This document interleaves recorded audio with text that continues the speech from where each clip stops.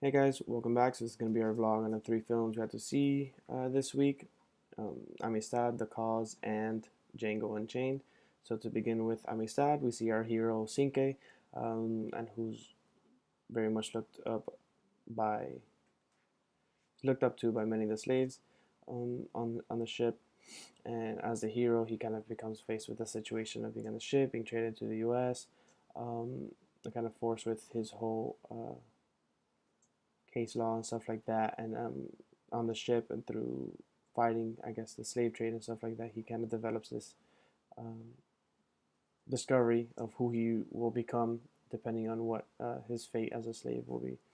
We also talk about history and memory, a discussion of what we know about slavery kind of in Civil War, whether it pertains to kind of like the journals and stuff that we read in our textbooks, kind of compared to the storytelling and either letters or stories that was told within the slaves themselves that kind of wasn't really um, played out in the news or on the papers and stuff like that back then. So much of what we know, I feel, much of what we know from the slavery was through storytelling and whatnot. At least the smaller situations or the smaller stories that wouldn't really make the paper per se.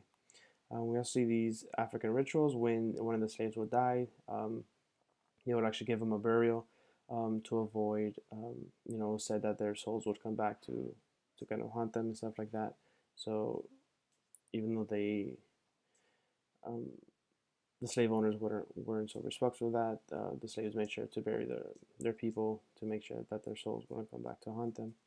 To jump into the cause, we see the documentary is kind of lacking any action or emotion, but it's a little different way of telling the history about slavery and the Civil War, and the events of what led to it. So it's actually a 9-part series. So we're gonna be talking about the cause, which was the first, I guess, the first part of it, and it also tells us the beginning of the story revolving around the times of slavery and the Civil War and the events that led up to it.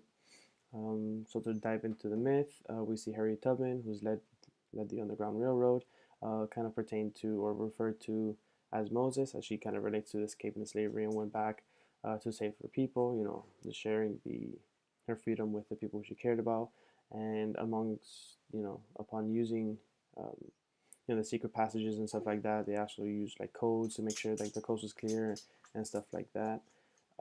Storytelling, I touched upon that a little bit as it pertained to the slaves telling stories about what they actually experienced and their personal experiences and stuff, and things that were actually happening. So through that, we were actually able to learn more in depth about what actually happened with slavery, not just like the bigger cases and stuff like that as we learned in our textbooks.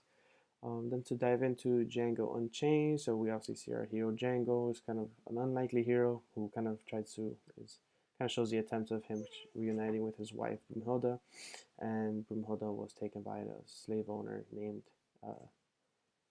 Candy or Sandy, I forget. So within this ritual, we see Django is kind of related to the Siegfried role. Siegfried comes from this German legend warrior, actually Brumhilde, who's captured by and imprisoned in a tower. So we kind of relate Django to this this legend per se. The warrior Brumhilde actually rescued by her lover Siegfried. So Django fulfills his role by saving his wife Brumhilde from the cruel slave master. Django's wife is even able to speak German because she was actually owned by a German master.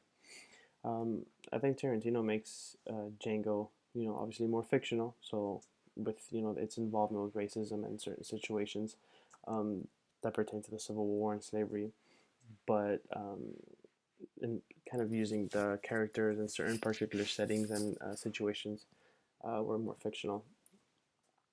So we could also see Django as a hero as he pertains to this certain hero conquest, and he first finds his mentor Dr. Schultz, I believe, who helps guide and teach him along the way to kind of finding his wife Brunhilde.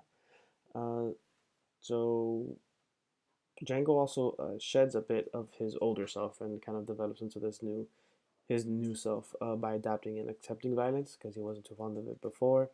But he ultimately kind of fulfills and commits to his cause and uses violence to rescue Brumhilde. We saw him being a little bit more complacent in the beginning of the film. So that's pretty much it on my take on the three films. Until next time.